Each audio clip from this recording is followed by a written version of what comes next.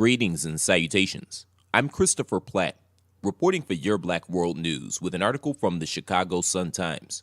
Don't forget to subscribe to this channel and visit theblackbusinessschool.com to learn about financial literacy and how you can grow your business today. Over the past 6 months, Jay Matias applied for more than 22 jobs at grocery stores, restaurants, and home improvement retailers, but hasn't landed anything. It's tough. I want to help my mom and dad out, but I've been struggling to find a job, said Matias, a senior at Pedro Abizu Campos High School in Humboldt Park. I'm used to not getting a call back, not getting a job, not being accepted.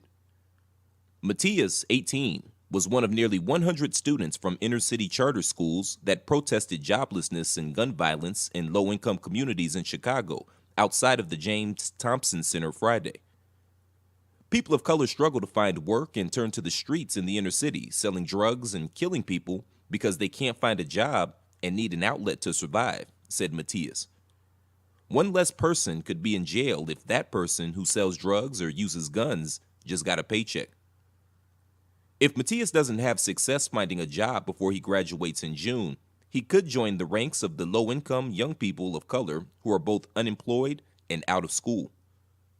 The Alternative Schools Network, which organized the students' rally and runs 43 alternative CPS schools with 3,500 students, released a new report this week that found nearly half of Chicago's young black men are both out of school and out of work, double the national rate. Just on the level of racism, there's a huge disadvantage, said Jack Woost, executive director of the network, which serves many students who drop out of traditional CPS schools or face other hardships. ASN worked with University of Illinois at Chicago's Great Cities Institute to analyze data from the 2017 American Community Survey, the most recent of the yearly surveys administered by the U.S. Census Bureau. About 45% of black men in Chicago, aged 20 to 24, were neither working nor in school in 2017, the analysis found. Nearly 20% of Latino men in that age group were out of work and not in school. Taking into account women, 37% of Chicago's young black adults don't have a job and aren't attending school, according to the analysis.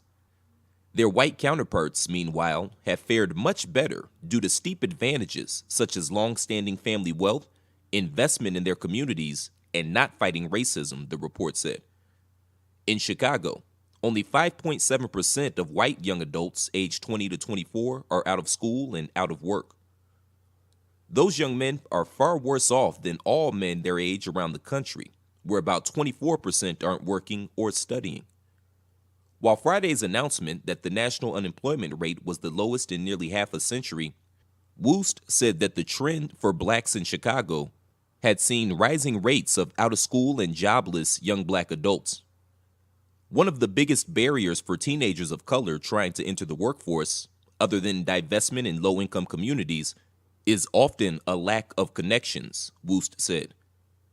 If you're lower income, your family probably doesn't know someone to help you get a job. The first job I had in high school, my dad had a connection. Woost believes the lack of opportunities for young men and women of color is connected to violence in Chicago.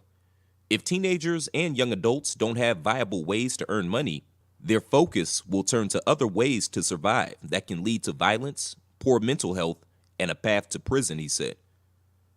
At the rally Friday, Ashley Rush, who attends Sullivan House Alternative High School in South Shore, said she's been shot 3 times and has lost 2 brothers and 3 friends to gun violence, including one of 3 recent victims of gun violence who were students at ASN. Gun violence has personally hurt my life in so many ways. Moving on hasn't been easy, said Rush, 18. I'm sick of it and what it's done to my family, my school, my community. We're minorities, we're young, and we don't have any jobs.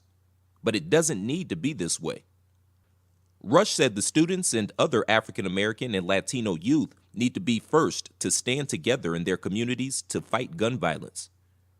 We can point to white people, society, the police, but it's also on us, she said. The impact on local government is that public dollars are being wasted on jails and prisons that are overflowing with young adults who could have been taxpayers, Woost said. The government's loss in taxes for each young adult who goes without a job is more than $200,000 over their lifetime, he said. If we wanted to really stop violence, we would employ everyone who wanted a job, he said. Thanks for tuning in. Don't forget to share this video and let us know what you think. Also, don't forget to subscribe to the Your Black World News YouTube channel and visit theblackbusinessschool.com today. I'm Christopher Platt reporting. Until next time, shalom.